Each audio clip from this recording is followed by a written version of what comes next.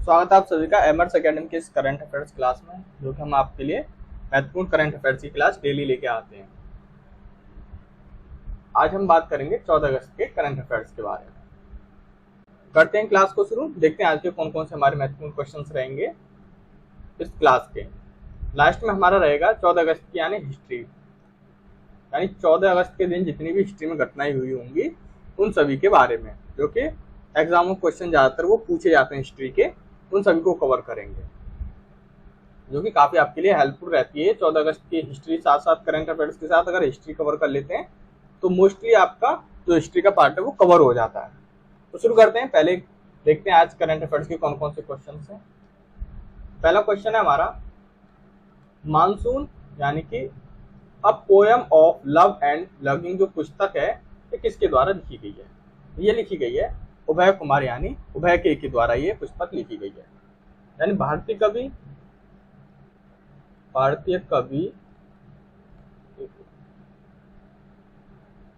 कवि यानी राजपूत उभय कुमार,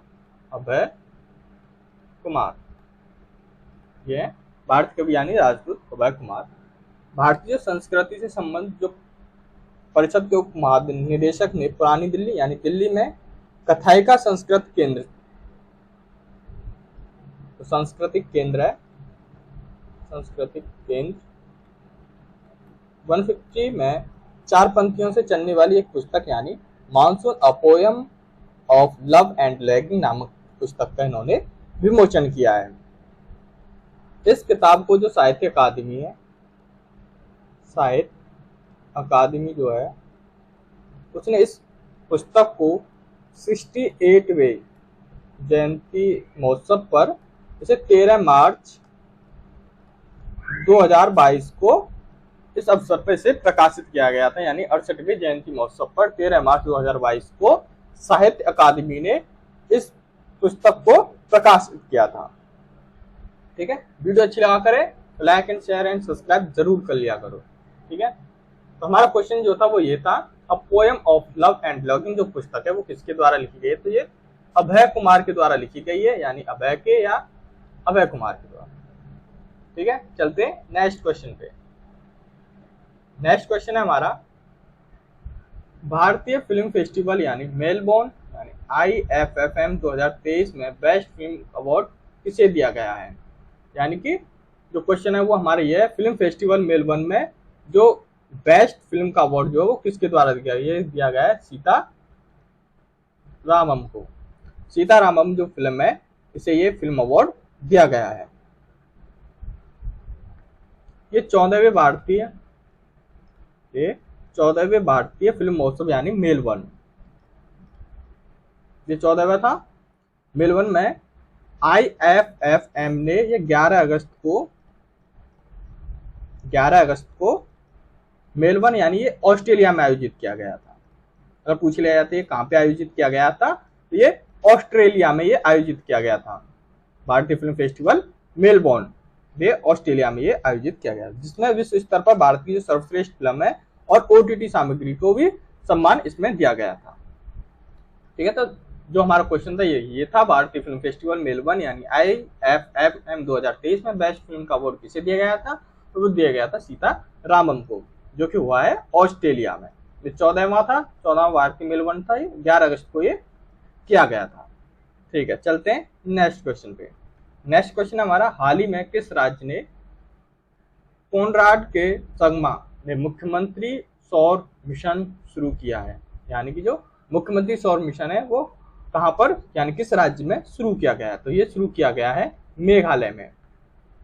ये शुरू किया गया है मेघालय में, जो कि इस इमेज में नजर आ रहे हैं। ये मेघालय के CM है कोनराड के संगमा। ये जो मुख्यमंत्री सौर मिशन जो शुरू किया गया है ये नवीकरणीय ऊर्जा का दोहन करने और बिजली की जो कमी है उसको कम करने की दिशा में एक महत्वपूर्ण कदम उठाया है मेघालय सरकार ने। जो पूर्वोत्तर जो पहाड़ी राज्य के लिए हरित प्रगति के एक नए युग में प्रवेश करने के उद्देश्य में एक अग्रणी पहले से माना जा रहा है। यानी कि जो गवर्नमेंट है यहाँ की मेघालय की, इसकी ओर से इसे एक अग्रणी कदम माना जा रहा है, यानी कि अग्रणी पहल से माना जा रहा है। ठीक है, अब बात कर लें मेघालय के बारे में। बात करें मेघालय, ये असम राज्य से, असम जो राज्य है उसके जो 2 जिले थे उनको अलग करके इसका गठन किया गया है। 2 जिलों को हटाकर मेघालय का गठन किया गया था। ये असम के 2 जिले थे जिन्हें हटाकर मेघालय नाम दिया गया। अगर बात करें इसके गठन की, तो इसका जो मेघालय का गठन है वो 21 जनवरी, एक मिनट, ये 21 जनवरी 1972 को इसका गठन किया गया था। यानी इसका गठन जो हुआ था वो 21 जनवरी 1972 को हुआ था, जो कि असम राज्य से 2 जिले अलग करने के बाद मेघालय बन गया था। यानी कि इससे पहले असम था। अगर इसके एरिया की बात करें, इसका क्षेत्रफल कितना है, मेघालय की बात कर रहे हैं, मेघालय का जो क्षेत्रफल है वो 22,430 वर्ग किलोमीटर है। 430 वर्ग किलोमीटर है, 22,430 वर्ग किलोमीटर है। मेघालय जो है वो अपनी पहाड़ी, चोटी, झरने और गुफाओं के लिए काफी फेमस, यानी काफी प्रसिद्ध रहता है ये इन चीजों की वजह से। यानी कि पहाड़ी, चोटी जो है वहां पर झरना और गुफाओं की वजह से ये फेमस रहता है। मेघालय की एक संस्कृति है जिसका नाम है खाग संस्कृति। खाग संस्कृति ये जो है पूरे देश भर में लोगों के लिए बहुत प्रसिद्ध है, जो कि मेघालय की है संस्कृति, खाग संस्कृति। अगर बात करें राज्य में बोली जाने जो वाली भाषा है वो ज्यादातर कौन सी बोली जाती है, राज्य की बोले जाने वाली भाषाओं की बात करें, ना कि आधिकारिक भाषाओं की। आधिकारिक भाषा एक अलग होती है, तो वो है खासी। खासी यहाँ की भाषा है, गारो और जयंतिया, ये यहाँ की राज्य में सबसे ज्यादा भाषाएं बोली जाती है, खासी, गारो और जयंतिया। अगर यहाँ की आधिकारिक भाषा की बात करें, आधिकारिक भाषा होती है हर राज्य की। अगर इसकी आधिकारिक भाषा की बात करें मेघालय की, तो यहाँ की जो आधिकारिक भाषा है वो अंग्रेजी यानी इंग्लिश यहाँ की आधिकारिक भाषा है। जो मुख्य रूप से जो लोग हैं मेघालय के वो खेती करते हैं, यानी ज्यादातर जो लोग हैं वो कृषि पर डिपेंडेंट हैं, यानी एग्रीकल्चर पर डिपेंड है।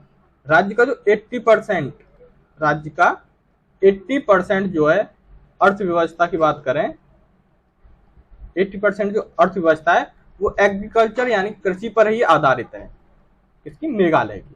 ठीक है, चलते हैं नेक्स्ट क्वेश्चन पे। नेक्स्ट क्वेश्चन हमारा, Indian council of medical research cancer यानी रजिस्ट्री के आंकड़ों के अनुसार भारत के किस राज्य में कैंसर के सबसे अधिक मामलों जो है वो देखे गए, यानी कि मामले जो है वो पाए गए हैं। तो ये पाए गए हैं उत्तर प्रदेश में। Indian council of medical research cancer registry के आंकड़ों के अनुसार उत्तर प्रदेश में जो भारत के कैंसर के सबसे अधिक मामले की गिनती दर्ज की गई है, ये उत्तर प्रदेश में यानी यूपी में ये दर्ज की गई है। कैंसर के अधिकतर मामले जो है वो यूपी में देखे गए हैं। वर्ष 2022 के दौरान, अगर 2022 के डेटा की बात करें, के दौरान राज्य में जो आश्चर्यजनक रूप से 2,10,000 नए मामले आए थे, यानी कि दस्तावेजीकरण का किया गया था। ये 2022 का डेटा है। दस्तावेज क्या है, जो कि 2020 की बात करें तो 2020 में सिर्फ 2,01,000 ये मामले देखे गए थे, जिससे महत्वपूर्ण ज्यादातर वृद्धि हुई है, यानी कि 2020 में कम थे और 2022 में ज्यादा थे, कैंसर के मामले ज्यादा देखे गए। अब बात करें उत्तर प्रदेश के बारे में। उत्तर प्रदेश के बारे में भी जान लेते हैं, जो काफी महत्वपूर्ण रहता है, एग्जामों पूछ ले। यूपी से रिलेटेड जितने भी एग्जाम होते हैं उसमें उत्तर प्रदेश के बारे में कुछ इंफॉर्मेशन पूछ ली जाती है। तो उत्तर प्रदेश की स्थापना दिवस है, अगर इसके स्थापना दिवस की बात करें, उत्तर प्रदेश की स्थापना दिवस ये जो है जनवरी 1950 को मनाया जाता है। उत्तर प्रदेश में लोकसभा सीटों की बात करें, यहाँ पे उत्तर प्रदेश में जो लोकसभा सीट है वो 80 है।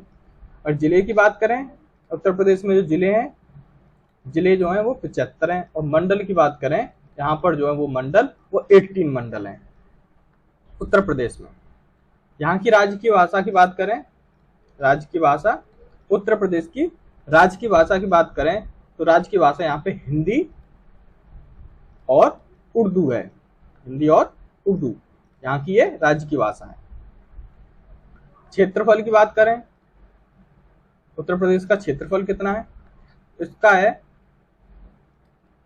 2,40,928 वर्ग किलोमीटर इसका एरिया है, वर्ग किलोमीटर, ये उत्तर प्रदेश का एरिया है। बात करें उत्तर प्रदेश के जो पहले सीएम थे, फर्स्ट बार जो सीएम बने थे उत्तर प्रदेश के, उनकी बात करें तो वो थे श्री गोविंद बल्लभ पंत। सीएम की बात करें, फर्स्ट जो सीएम थे वो थे श्री गोविंद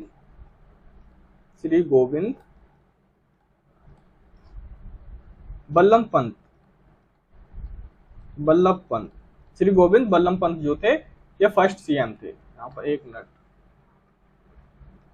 यहाँ पे लिखो,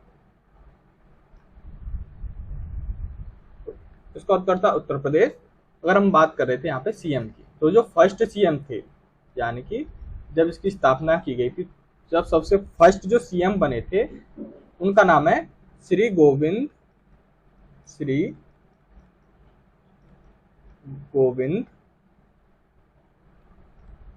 बल्लभ पंत। ये उत्तर प्रदेश के सबसे फर्स्ट सीएम बने थे, श्री गोविंद बल्लभ पंत जी। अब प्रेजेंट में बात करें, आप सभी जानते हैं प्रेजेंट में जो सीएम है वो है योगी आदित्यनाथ, श्री योगी आदित्यनाथ। ये जो है ये प्रेजेंट में सीएम है उत्तर प्रदेश के। अगर यहाँ के उत्तर प्रदेश के लोकगीत की बात की जाए, उत्तर प्रदेश का जो लोकगीत है यहाँ का, तो वो है बिरहा। बिरहा जो है ये यहाँ का लोकगीत है उत्तर प्रदेश का। ठीक है, अब इसके बाद बात करें यहाँ की विधानसभा सीटों की। उत्तर प्रदेश की जो विधानसभा सीट है, उत्तर प्रदेश की विधानसभा सीट के बारे में बात करें, विधानसभा जो सीट है वो यहाँ पे 403 इसकी विधानसभा सीट है उत्तर प्रदेश की। उत्तर प्रदेश का जो हाई कोर्ट है, जो कि प्रयागराज, यानी कि पहले जो था इलाहाबाद था, अब जो है इसका नाम चेंज कर दिया गया, इसका नाम कर दिया गया है प्रयागराज।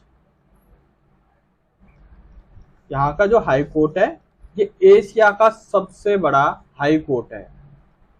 अगर पूछ लिया जाता है एशिया का सबसे बड़ा हाई कोर्ट कौन सा है, तो वो प्रयागराज में स्थित है, यानी उत्तर प्रदेश में। ठीक है, उत्तर प्रदेश के प्रमुख जो उद्योग हैं, उत्तर प्रदेश में जो उद्योग किए जाते हैं, तो सबसे ज्यादा उद्योग वो कौन से हैं? वो चीनी,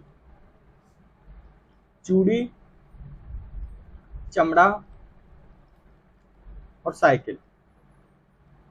ये उत्तर प्रदेश के सबसे ज्यादा, यानी प्रमुख उद्योग बोल सकते हैं। प्रमुख जो उद्योग हैं उत्तर प्रदेश के, वो चीनी, चूड़ी, चमड़ा, साइकिल, ये यहाँ के प्रमुख उद्योग हैं उत्तर प्रदेश के। अगर यहाँ के कृषि उत्पादन की बात की जाए, उत्तर प्रदेश की कृषि उत्पादन की बात की जाए, उत्तर प्रदेश का जो कृषि उत्पादन है, कृषि उत्पादन की बात की जाए, तो यहाँ पर आलू,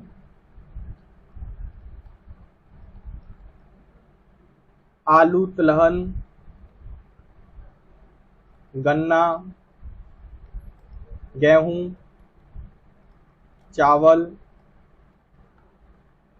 कपास, चना, मटर और तंबाकू, ये जो है कृषि होती है उत्तर प्रदेश में। आलू, तिलहन, गन्ना, गेहूं, चावल, कपास, चना, मटर और तंबाकू, ये यहाँ की कृषि में उत्पादन किए जाने वाली फसल है। अब बात करें यहाँ के जो स्वास्थ्य मंत्री हैं, स्वास्थ्य मंत्री उत्तर प्रदेश के, स्वास्थ्य मंत्री के बारे में इसलिए डिस्कस कर रहे हैं क्योंकि जो Indian council of medical research cancer जो रजिस्ट्री है, उसके द्वारा जो आंकड़े दिए गए हैं कैंसर के, यानी कि ये स्वास्थ्य मंत्री इन चीजों की देखरेख करते हैं। तो उत्तर प्रदेश के स्वास्थ्य मंत्री के बारे में जानना इसलिए महत्वपूर्ण था। तो अगर मैं बता दूं, यहाँ के जो उत्तर प्रदेश के स्वास्थ्य मंत्री हैं वो जय प्रताप सिंह है, जय प्रताप सिंह। एक मिनट, जय प्रताप सिंह है। जय प्रताप सिंह, जय प्रताप सिंह जो है ये स्वास्थ्य मंत्री हैं उत्तर प्रदेश के। ठीक है, चलते हैं नेक्स्ट क्वेश्चन पे। नेक्स्ट क्वेश्चन है हमारा,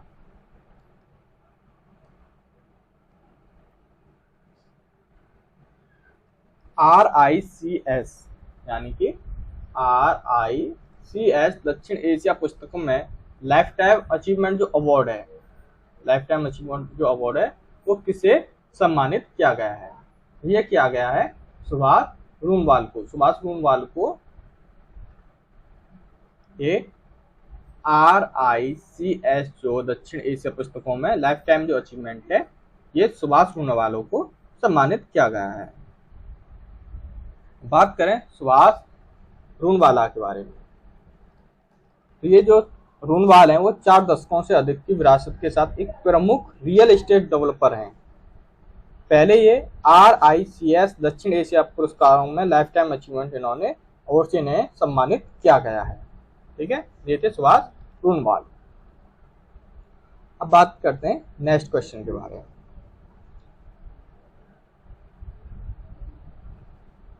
नेक्स्ट क्वेश्चन है हमारा, भारत का लक्ष्य किस वर्ष तक प्राकृतिक जो गैस है, ये भारत का लक्ष्य रखा गया है जो कि प्राकृतिक गैस की जो हिस्सेदारी है वो 3 गुना बढ़कर यानी 15% करना है, से 15% यानी 3 गुना बढ़ाना है, क्योंकि 50% करना है। यानी वो लक्ष्य कितनी वर्ष के लिए रखा गया है? तो ये रखा गया है 2030 के लिए।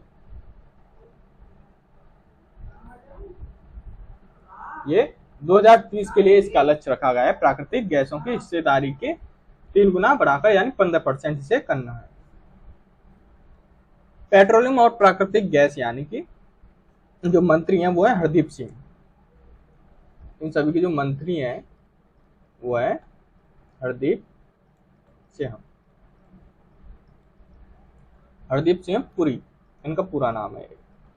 ने कहा कि जो सरकार है वो 2030 तक ऊर्जा मिश्रण में प्राकृतिक जो गैस के अंश को वर्तमान में पहले थी 6%, अब 6% से 15% बढ़ाने का इसका लक्ष्य तय किया गया है। एक मिनट,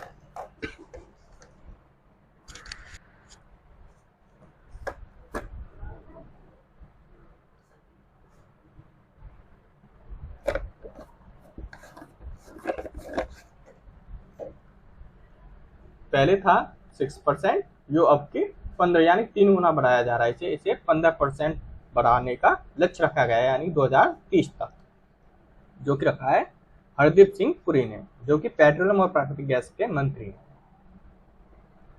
चलते हैं नेक्स्ट क्वेश्चन पे। नेक्स्ट क्वेश्चन हमारा, 15 अगस्त यानी 2023 को पूरे विश्व भर में कौन सा दिवस मनाया जाता है? तो ये मनाया जाता है अंतर्राष्ट्रीय युवा दिवस मनाया जाता है 15 अगस्त 2023 को। ये दिवस भी पूछ लिए जाते हैं तो काफी इंपोर्टेंट रहते हैं, इन दिवसों को याद कर लिया करो। चलते हैं नेक्स्ट क्वेश्चन पे। नेक्स्ट क्वेश्चन हमारा, जो इंटरनेट है उसको रिलीजियंस इंडेक्स में भारत का कौन सा स्थान पर ये भारत रहा है? स्थान है वो 6 रहा है, भारत 6ठे स्थान पर रहा है इंटरनेट रेजिलियंस इंडेक्स में। अगर इसकी बात करें इंटरनेट रेजिलियंस इंडेक्स के बारे में, तो जारू या मजबूत इंटरनेट जो कनेक्शन है उनकी जो खराबी या सामान्य परिचालन में चुनौतियां हैं उनके बीच एक स्वीकार्य स्तर पर सेवा को कायम रखता है, जो कि सोसाइटी ने यह भी कहा है कि देश की जो अर्थव्यवस्था है उसके लिए इंटरनेट कनेक्टिविटी अनिवार्य है। एक रिपोर्ट के अनुसार जो सुरक्षा के मामले में भारत का स्थान औसत से बेहतर दुनिया में जो है IPv में 6 को अपनाने में मामले में सबसे आगे रहा है, यानी कि सुरक्षा के मामलों में ये सबसे आगे रहा है। सुरक्षा के मामले में इसके जो अंक हैं प्रतिशत की बात करें तो 66% रहे हैं सुरक्षा के मामले में। भारत का सुरक्षा के मामले में 66% अंक मिले हैं। वहीं जब बात की जाए बुनियादी ढांचे के बारे में बात की जाए, बुनियादी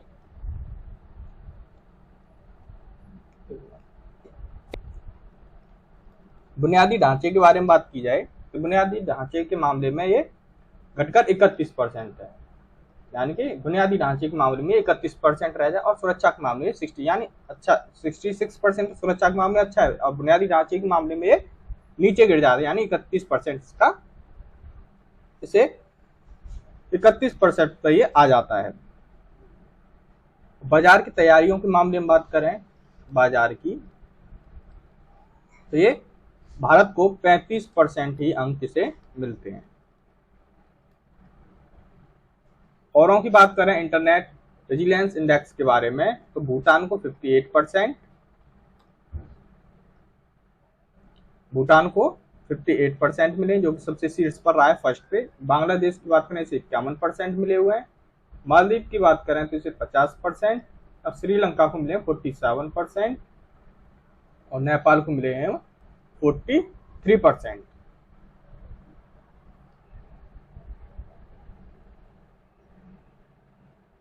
चलते हैं अब नेक्स्ट क्वेश्चन पे। नेक्स्ट क्वेश्चन है हमारा, जम्मू कश्मीर के किस जिले में एलओसी के पास जो भारत के पहले पोस्टिंग ऑफिस का उद्घाटन किया गया है, यानी कि किस जिले में एलओसी के जो पास भारत के पहले पोस्ट ऑफिस का उद्घाटन किया गया है, तो ये किया गया है कुपवाड़ा जिले में। कुपवाड़ा जिले में ये पोस्ट ऑफिस का उद्घाटन किया गया है। बात करें एलओसी के बारे में, बात करें एलओसी के बारे में। एलओसी जो है एक लाइफ लाइन है, यानी कि लाइन ऑफ एक्चुअल कंट्रोल है, जिसमें फायरिंग और फेस टू फेस इंटरेक्शन तक सामना करना पड़ता है सैनिकों को। तो जो सीमाएं स्पष्ट रूप से मिलिट्री द्वारा सीमांकित ये की गई थी। एलओसी जो है लाइन ऑफ कंट्रोल भारत और पाकिस्तान के मध्य में खींची गई थी। भारत और पाकिस्तान के बीच में ये खींची गई थी। एक है एलएसी जो भारत और चीन के बीच में है, एलएसी। हम बात कर रहे हैं एलओसी के बारे में, ठीक है। तो ये भारत और पाकिस्तान के बीच में खींची गई थी, जो कि 740 किलोमीटर लंबी रेखा, ये सीमा रेखा खींची गई थी, जो कि 1947 में नियंत्रण रेखा के पिछले 50 वर्षों से इन दोनों देशों के बीच में ये विवाद का सबसे बड़ा कारण ये बनी हुई है, यानी कि एलओसी।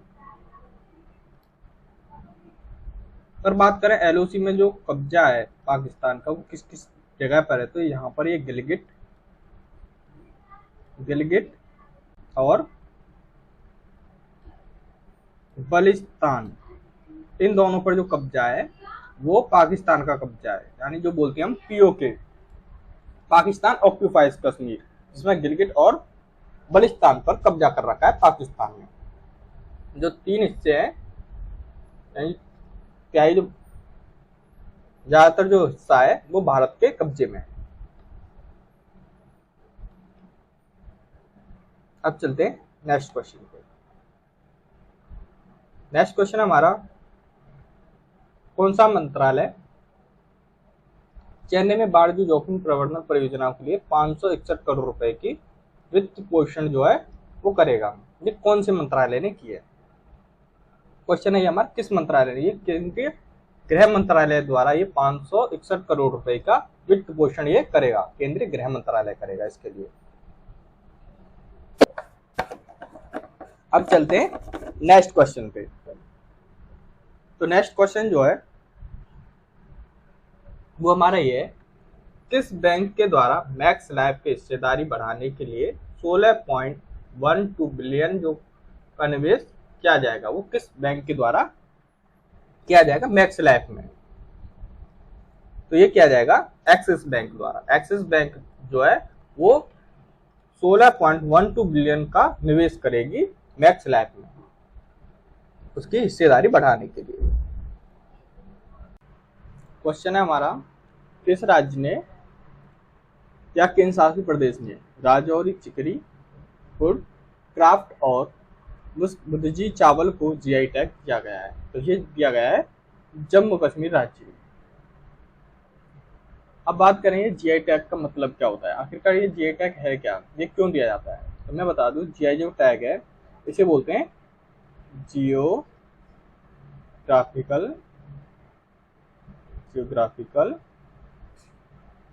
इंडिकेशन बोलते, जियोग्राफिकल इंडिकेशन बोलते हैं, यानी कि भौगोलिक संकेत।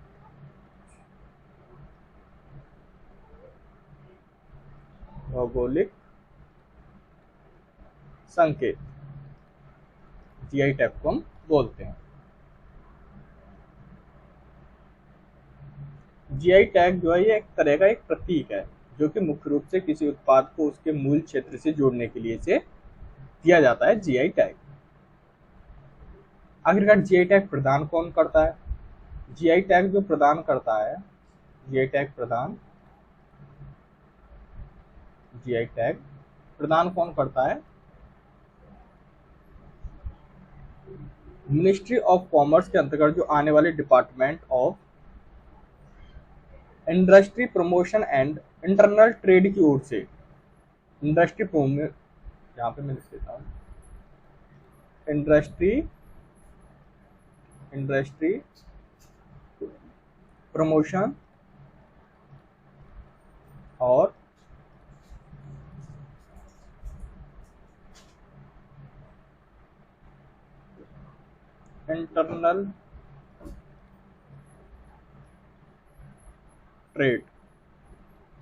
इंटरनल ट्रेड की ओर से ये जो है जीआई टैग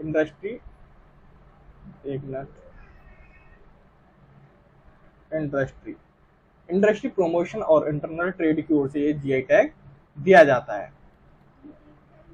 एक भौगोलिक संकेत होता है जो कि जो जीआई टैग है जो मुख्य रूप से किसी उत्पाद को उसके मूल क्षेत्र से जोड़ने के लिए दिया जाता है। अब बात करें किसी प्रोडक्ट के लिए जीआई टैग प्राप्त करने के लिए जीआई जो डेटाबेस है, जीआई जो डेटाबेस है, इसके आवेदन करने के लिए जीआई जो डेटाबेस है उसमें आवेदन करना होता है जो कि चेन्नई में है, जो कि सिर्फ चेन्नई में है। यहाँ पर जीआई टैग डेटाबेस आवेदन किया जाता है। अब बात करते हैं आज के इतिहास के बारे में। 14 अगस्त के इतिहास में जितनी भी हिस्ट्री में घटनाएं होंगी, महत्वपूर्ण घटनाएं जो कि एग्जामों में पूछे जाते हैं। तो सबसे पहला जो क्वेश्चन है वो 1862 में 1862 में मुंबई के जो उच्च न्यायालय है, यानी कि मुंबई का हाई कोर्ट, उसकी स्थापना की गई थी 14 अगस्त 1862। क्वेश्चन बनता है कि मुंबई के उच्च न्यायालय की स्थापना कब की गई थी, वो 1862 में 14 अगस्त को की गई थी। ठीक है, नेक्स्ट क्वेश्चन हमारा 2010 में भारत सरकार ने 14 अगस्त 2010 को 64वें स्वतंत्रता दिवस पर काबुल में शहीद हुए जो सेना चिकित्सक कोर के मेजर एल ज्योतिन सिंह को और अशोक चक्र तथा विनोद चौबे को मेजर दविन सिंह जस को कीर्ति चक्र प्रदान करने की घोषणा की गई थी। इनको 14वें जो स्वतंत्रता दिवस पर काबुल में जो शहीद हुए थे। ठीक है, तो इसके बाद आता है देश के इतिहास में 14 अगस्त की जो तारीख है ये वो दिन है जिस दिन विभाजन किया गया था। 14 अगस्त के दिन भी विभाजन भी हुआ था भारत का 14 अगस्त 1947 को, जो कि पाकिस्तान और भारत का 14 अगस्त को 1947 में पाकिस्तान का किया गया था और 15 अगस्त 1947 में भारत को एक पृथक राष्ट्र जो वो घोषित कर दिया गया। 14 अगस्त को पाकिस्तान का बंटवारा हो गया था और 15 अगस्त 1947 में को भारत को एक पृथक राज्य के रूप में, राष्ट्र के रूप में घोषित कर दिया गया था। ठीक है, जो कि हम भारत का स्वतंत्रता दिवस मनाते हैं 15 अगस्त को। इस विभाजन में न केवल भारतीय उपमहाद्वीप के 2 टुकड़े किए गए थे बल्कि बंगाल का भी विभाजन किया गया था। और बंगाल की जो पूर्वी हिस्सा है, बंगाल का भी विभाजन हुआ था। जो बंगाल का पूर्वी हिस्सा है उसे भारत से अलग कर पूर्वी पाकिस्तान बना दिया गया था, पूर्वी पाकिस्तान बना देगी, जो कि 1971 के युद्ध के बाद बांग्लादेश बन गया था। यानी बांग्लादेश 1971 में बनाए, उससे पहले ये पूर्वी पाकिस्तान था जो कि हमारी पश्चिम बंगाल में से विभाजन किया गया था। 2 पाकिस्तान बनाए गए थे, पूर्वी और पश्चिमी बंगाल। तो ये पूर्वी पाकिस्तान और पश्चिमी पाकिस्तान, जो पूर्वी पाकिस्तान था ये बंगाल में से निकाला गया था, जो कि अब इस टाइम पे प्रेजेंट में 1971 के युद्ध में बांग्लादेश बना दिया गया था। ठीक है, फिर इसके बाद आता है 1917 में। 1917 में चीन ने जर्मनी और जो ऑस्ट्रेलिया है उसके खिलाफ युद्ध की घोषणा की गई थी चीन की ओर से जर्मनी और ऑस्ट्रेलिया के खिलाफ, जो की गई थी 1917 में। 1908 में इंग्लैंड ने फोकेस्टोन में पहली सौंदर्य प्रतियोगिता का आयोजन किया गया है। क्वेश्चन बनता है फोकेस्टोन में पहली सौंदर्य जो प्रतियोगिता है उसका आयोजन कहां पर किया गया था? वो इंग्लैंड में किया गया था। और कब किया गया था? वो 1908 में किया गया था। फिर इसके बाद आता है हमारा नेक्स्ट क्वेश्चन 1968 में मोरारजी जो देसाई है वो पाकिस्तान के सर्वोच्च नागरिक सम्मान यानी निशान ए पाकिस्तान से सम्मानित किया गया था मोरारजी देसाई को। अगर क्वेश्चन पूछा जाता है पाकिस्तान के सर्वोच्च नागरिक सम्मान यानी जो वहां का सर्वोच्च नागरिक सम्मान है वो है निशान ए पाकिस्तान, उसे किसे सम्मानित किया गया था? ये मोरारजी देसाई को किया गया था। और कब किया गया था? तो वो किया गया था 1968 को इन्हें सम्मानित किया गया था। फिर आता है हमारा नेक्स्ट क्वेश्चन 1971 में बहरीन को 110 वर्ष के बाद बहरीन को ब्रिटिश शासन से आजादी मिली, यानी वहां पर ब्रिटिश का कब्जा था। वो 110 साल बाद ही बहरीन को ब्रिटिश शासन से आजादी मिली थी 1971 में, जिस टाइम पे भारत में युद्ध हुआ था 1971 में, जिसमें बांग्लादेश बना था। ठीक है, फिर आता है नेक्स्ट क्वेश्चन हमारा 2006 संयुक्त राष्ट्र की पहल पर इजराइल और दक्षिणी लेबनान ने 5 सप्ताह की जारी संघर्ष जो था वो थमा था, जो कि संयुक्त राष्ट्र की एक पहल थी। उस पर इजराइल और दक्षिणी लेबनान के बीच में ये युद्ध चल रहा था जो कि 5 सप्ताह चला था। उसके बाद इस पे संघर्ष जो है वो थमा था, वो 2006 में थमा था 14 अगस्त के दिन। ठीक है, आज तो ये हमारे हिस्ट्री के इंपोर्टेंट क्वेश्चन जो कि एग्जामों में पूछ लिए जाते हैं, जो कि करंट से भी रिलेटेड होते हैं और हिस्ट्री के भी कवर हो जाते हैं, जो कि काफी महत्वपूर्ण रहते हैं आप सबके लिए। आज के लिए बस इतना ही। धन्यवाद मेरे चैनल में जुड़े रहने के लिए।